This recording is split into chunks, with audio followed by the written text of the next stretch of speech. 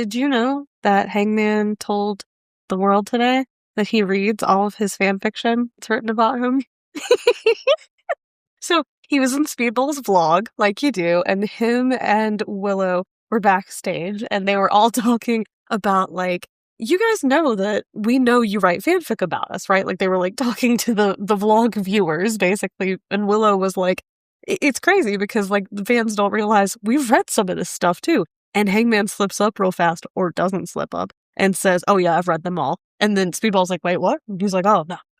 It was a very fun vlog moment, and, you know, it's probably just kayfabe that they read fan fiction, but I think it's funny, and I like to think that Hangman has read all of it. Nope. I refuse to believe anything less than when the man is not at work. He enjoys long walks down the pathway to his ranch where he keeps his stable and horses, and he'll curl up on a big pile of hay next to it. I believe Seabiscuit is the canon name of his horse now, not Hunter Horse Helmsley. R.I.P. But, and he breaks out his phone with his Bud Light or maybe Platinum. You know, maybe like he's like a Bud Platinum kind of guy. I could see it. And he just like you would curl up on a rainy night and read some book to, you know, pass the evening. He's reading fanfic. I've seen him do backflips off bales of hay, so you know, that's where the hay thing. 'Cause he's got experience. Yeah, I mean, he is a cowboy. There's a lot of cowboys though right now. There's a lot of like cowboy stuff going on. There actually is a lot of. I didn't really think about that. There is actually a lot of cowboy shit going on. 'Cause like Brian Keith, bounty hunter, but he wears the cowboy, you know, gimmick. Well, I mean, he wears the cool cowboy same outfits. time frame, you know. Yeah. He's a So, cowboy. Wild West kind of. Bandito I was just about to is say a Mexican cowboy. Fucking cool. You know, like There's a lot of Western folks right now. Now that would be an interesting trio. You know, I guess it kind of is like a Western movie right now in AEW. Because I mean, think about it, right? You got the small time people like, you know, Brian Keith and Bandito, and I'm not saying like Bandito's small fish by any means. I just mean he's a lesser character compared to where I'm going with this, which is like you got Hangman Adams, who's like in my mind, because he's just so fucking cool despite all the things I just got done saying about him, is like the sheriff. He's got like, you know, the big sheriff star and he's walking around clank, you know. I'm here for cowboy shit. But the real mess, everybody in the town's whispering, right? Because it's kind of seeming like there's a rustling in the town. You got a group of rough and tough outlaws who are, you know, generally hated. People generally don't like them, right? Like their leader's kind of a weirdo. He kind of talks in riddles, and, you know, they're just, I don't know, they're outlaws. And then you got the crime family. You got the Don Callis family. And who are the weirdos? The Death Riders. Oh, okay. And, you know, it's I needed clarification, because like, the weirdos could have been the Callis family. Well, no, it's like everybody hated both of them respectively, right? Yeah. And then, you know, a promo that we'll discuss, you know, more in depth soon happened. And, you know, now everybody, bless their little hearts, are thinking that the Death Riders are faces. I'm not agreeing with that. The only type of agreement you'll get from me in that is they are face in comparison, but they're still the bad guys. They're still the outlaws. They still have been fucking trying to basically destroy AEW for essentially what, the past 3-4 months, a bit longer than that. It's been a bit longer than that. It's been longer than that. Well, the Death Riders plot went back to 2024. We are well over a year into the DR. It is a thing. And I do not think they have been, I mean, in my opinion, I don't know, I've been watching, but I haven't enjoyed the Death Riders for the most part of their journey, because it has been a lot of the Death Riders, but I don't think they're there to tear down AEW or like take down AEW. That's exactly what they said they were there to do. No, I think it's like a self-righteous, like, none of you guys can wrestle the same, like, our caliber, what we do is a pure art form, and none of you guys could ever touch the thing that we do with our purest form of this art that we are all supposed to take part of. I think it's very much more like yes. Because listen to Moxley's promos. Listen to Moxley's promos and how he drones on all these long metaphors and all this stuff. It is purely he thinks that he and his little people are the best at what they do, and nobody else could hold a candle to them, and they want to like take over. I don't think they want to like see AEW crumble. No, I don't think it's like they want to see the powers of AEW crumble so they could become the new powers. It's like there's a corrupt mayor in town and they rolled in thinking, hey, you know, if you're going to do fuck shit, you know, we're going to show you how it's really done by, you know, taking over and running this town. But that's where I'm going with all this. It's a big old Western movie because at the end of the day, this was bound to happen. The Don Callis family and the Death Riders having a deal and fucking, we'll talk more about it later. Anywho, we have to move on because we have to discuss Dynamite. Well, it's Wednesday. And we know what that means. Maximum Carnage. So I feel like because we just talked about the whole of 2025, we just talked about January 2025, and we talked about Maximum Carnage last year, I've felt primed and ready for Maximum Carnage 2026. And boy, howdy, it was not very maximum. It sucked in terms of, well, I mean, actually, you know what? I'm taking a hard stance. Both Dynamite and Collision this week were kind of stale, kind of whack. So the matches go: Darby Allin Pac, Adam Page, Brian Keith, Brody King versus Jonathan Cruz, which is a standby match, which you mentioned you aren't really sure what that means. And to be completely honest with you, I know a lot about wrestling. I also am not really sure what a standby match is, but just I'm going to assume they just needed to buy a couple minutes. Somebody wasn't ready. Maybe somebody showed up a little late, so they just needed to buy a few minutes. So they just called it a little standby match. The 4-way tag team match with Don Callis family, represented by Mark Davis and Jake Doyle. Mm-hmm. Jet Speed were there, the Young Bucks, GOA. Triangle of Madness went up against the Cosmic Babes of Wrath, which I feel like they've been doing that a lot. Yeah. I mean, I know why, storylines and all, but, you know. They're beefing right now. But yeah, we have seen a lot of those specific 6 women, like just a lot of the same matches, a lot of the same pair-ups lately. And then the main event, MJF versus Bandito for the Ring of Honor World Championship. No, it was for the AEW World Championship. Yes, it was. My apologies. Yeah. I just read my notes.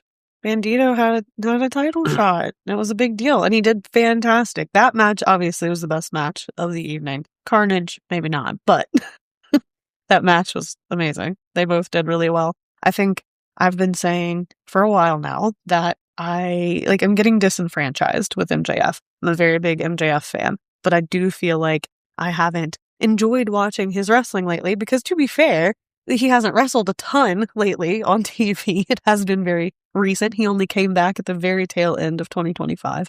So I don't know. I noticed something this week watching him versus Bandito. First of all, Bandito was the star standout of that match. He was doing things that were incredible. Him off the top rope, flying off the top rope over the barricade onto MJF in the crowd. That was amazing. That was just, I don't know, perfect spot moment. But MJF did so many little technical things and little like footwork things that small things that if you're not paying attention, you may not notice. And if you don't know a whole lot about wrestling, like you don't understand it, like me, in a very technical sense, you might miss these things. And so my note there with MJF for this week, just seeing that match and everything was, I guess I don't understand his flavor of wrestling. It's not that I don't like him as a wrestler or enjoy his wrestling. It is that I am not understanding what I am seeing. And so I was impressed by that. So he's got me again. He's got me again. Love MJF. Great guy. Hate MJF. But I am a realist who dislikes a lot of things that people would consider, popular or like maybe not understand why I don't enjoy that particular thing. A fine example is the rock band AC/DC. I am not the biggest AC/DC fan, despite really loving a lot of classic rock. most of AC/DC's songs sound the same to me. They have a tendency to use the same riffs and the same little melodies.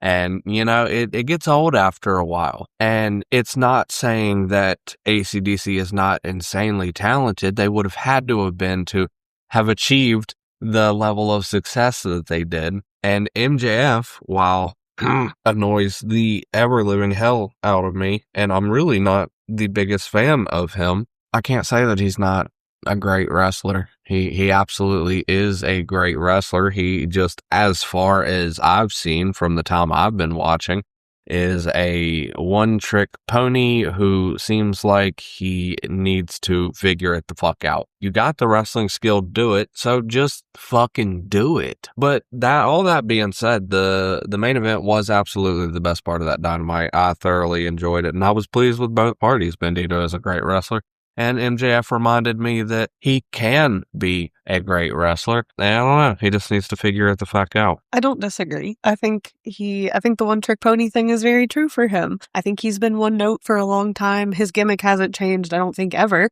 since he's been in AEW. And I don't know. I think he really could use a switch up. And I think a lot of people agree with that. I've seen a lot of discourse on Twitter this week that says a lot of people are saying the same exact thing. He needs to switch it up, do something different. And I don't know. It's the beginning of the year. Hopefully he will. So there wasn't a whole lot going on in this Dynamite. But I will say, apart from the ending, the opening it had some insane moments. That is Darby Allin versus Pac. Darby is an interesting case, isn't he? Yeah. I've seen a lot of wrestlers who it just seems like they enjoy, getting hurt. But then there's people like Mick Foley, who I don't think he enjoyed getting hurt. I think his thing is he just lived off the reaction of him getting hurt. Yeah. Darby Allin, I'd really genuinely feel like he does not feel alive if he's not hurting in some form or fashion. That's what it seems like. I don't know, as a viewer on the outside, and you see all of these things, like if you follow him on social media, or even if you just follow AEW on social media, you see him outside of work doing all of these insane things as well. And yeah, I think it really seems like if he's not doing something like every second of his life to have that rush of adrenaline, whether it's pain or just something extreme, I don't think he's okay. Him being just absolutely tossed onto those stairs, his back straight onto the steel steps right outside the ring, that was nasty. That was hard to watch. And they showed it again and again. They replayed it. I think, we see Darby do a lot of crazy stuff. And some of it's really cool, and some of it's like, wow, impressive, shocking, whoa. But, you get thrown down the same flight of stairs like 10 times in a row for like 6 different promos. And then, then you see that just gnarly spot on the steel steps again during that match. I don't know. I'm over the ragdoll thing. Like every single time he's in a match with anybody, they just toss him around, and I get it. Like that's his thing. He kind of like plays possum a little bit in the beginning. Like he lets people toss him around, I guess, in the beginning, and then he gets a little strength from the fans and things, and he does a little move. Dude, you're a good wrestler. Like you're a really good wrestler, and I really enjoy watching you. I don't enjoy just watching you get your ass kicked on repeat to the extreme over and over anymore. Like, I feel like this is another guy that could use a little switch up. Like, maybe do something a little different. I don't know. I find myself when I watch Darby Allin in matches just looking at him and looking at the TV and feeling like, do something, stand up for yourself, stop taking this punishment. But I don't know. I think he wants to. I don't know.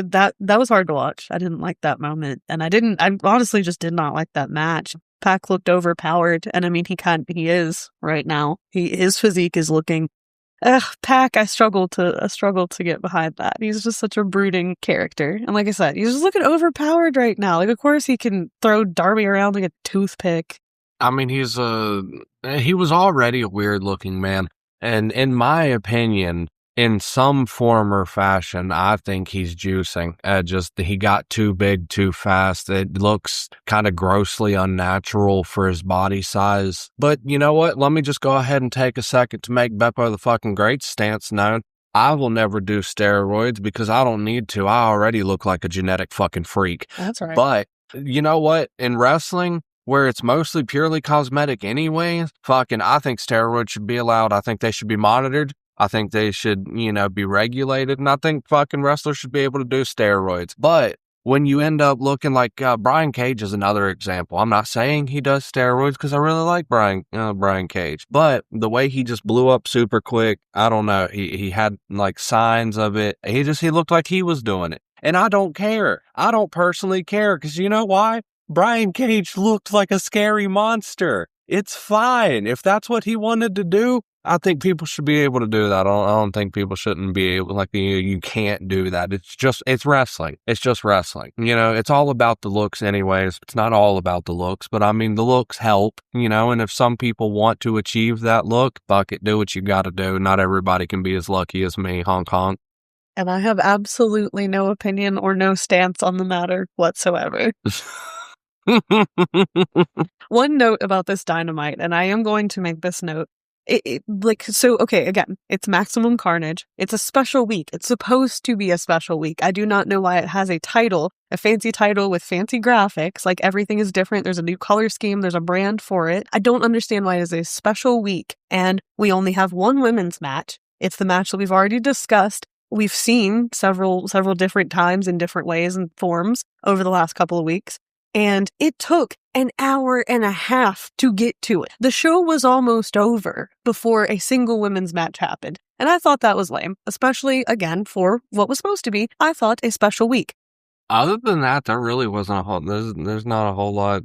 I like Brian Keith doing the fucking bounty thing. I wish they'd just take it a step further and just give him a little office that people walk into. But you know what? They're basically doing what I said either last episode or the episode before. So I'm not tripping, but I think it's dope. Good job, Brian Keith. You cool motherfucker.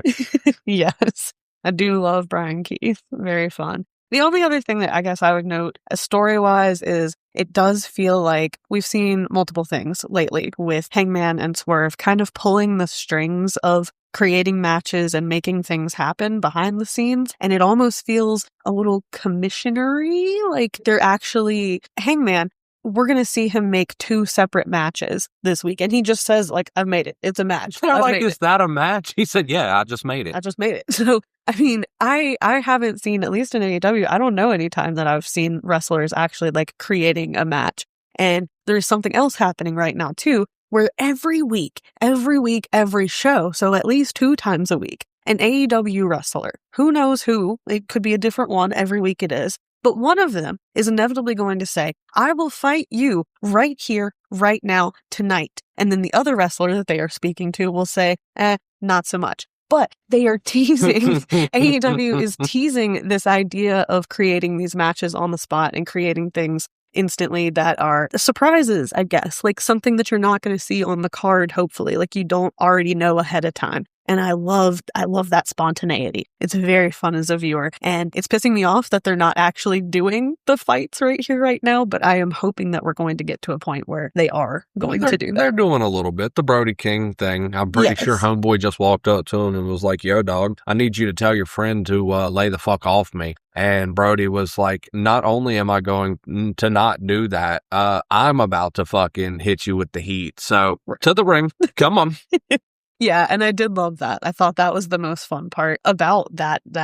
Because again, to me, it was a squash match because it only took 5 seconds. And Brody King shoe at him. Did you see the clip? Yeah. He's walking out. He goes, "Oh, there's a scene from Austin Powers." He's like, "Why would you throw a shoe at somebody?" It's that's good stuff. Little moments like that are why I love AEW. It was very fun. I loved that. Mid-ass Dynamite, 2 out of 2.5. I thought it was an okay Dynamite, but no, it wasn't. I mean, it certainly wasn't the best. Again, because I thought it was supposed to be special, it kind of let me down. It was your average Dynamite. You set me up for disappointment because that's my biggest complaint is that I was expecting more of a fantastical week of Carnage. Yeah, exactly. Because it wasn't, that's the thing, it's a whole week, right? It's not just Dynamite, it's also Collision. So Maximum Carnage Collision. We're supposed to have another quote-unquote special show, unique show in some way. No, we got Andrade versus Angelico, Eddie Kingston and Ortiz versus the Girls with Young Vets. We hear from FTR and Big Stoke. That was kind of fun just because Stokely is a fun time. I hate FTR though. I wish. Donate. Yeah, please donate to Big Stoke. He's hurting for it right now. He needs your help. We don't even know if he could pay for that DoorDash order the other night. How is he going to tip his DoorDashers? How is he going to tip? Exactly. Help Big Stoke. Marina Shafir defeated Zeta Steel. I love Marina now. Big Marina fan. I don't know anything about Zeta Steel. I wasn't impressed. Like, that match wasn't. I mean, it made Marina look good, but, you know, that's just because she's a beast. Yeah. More Don Callis family representation. Kyle Fletcher and Josh Alexander and Al Clone versus Skyflight. Megan Bain and Penelope Ford versus Danielle Camilla, and Viva Van. I don't know who either one of those people are. I'm not a Megasis fan. I don't know who is. I don't know how you can be. Simps. It's dudes who simp for her because she's like 8 feet tall. National Championship, Jack Perry and Anthony Bowens. And then it ends with probably the hottest topic of the night, which is the team of Adam Page and Jet Speed, who I personally really like. Jet Set Rodeo. Yeah. I think that's very dope. Such a good name. And versus the Ops for the title belts. Right. This was for the AEW World Trios Championship.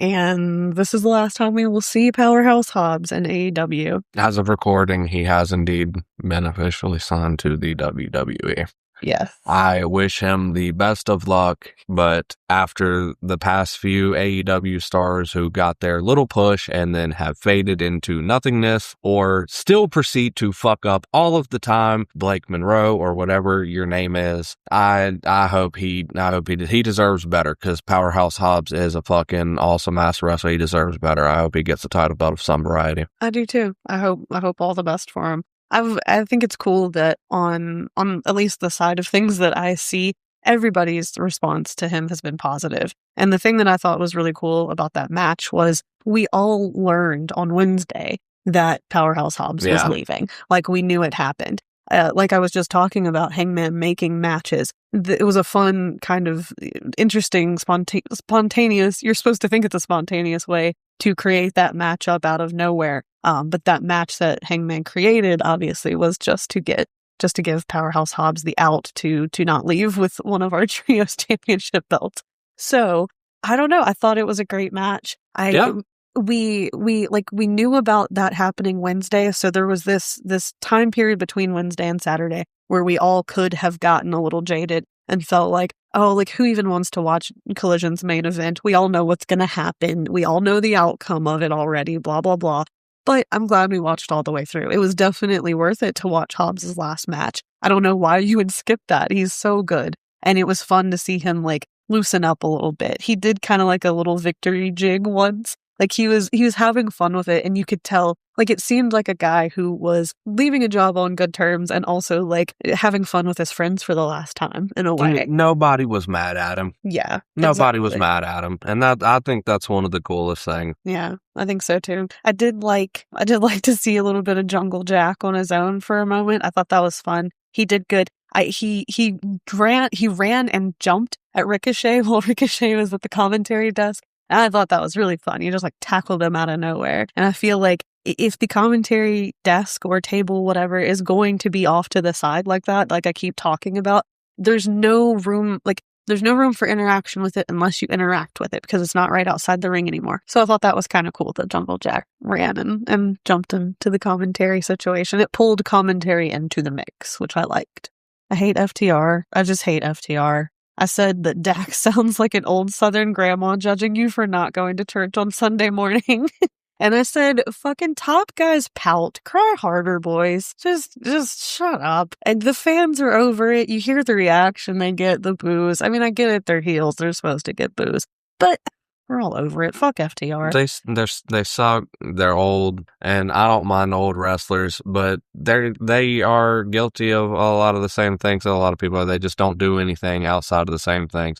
And all they're doing right now is bitching and complaining. They tried to kill some legends. They tried to pull a legend killer card. That just, I don't know. It kills me. Like I said, the best thing about their deal is Stokely. Yeah. And that is just because it is fun to hate that little man.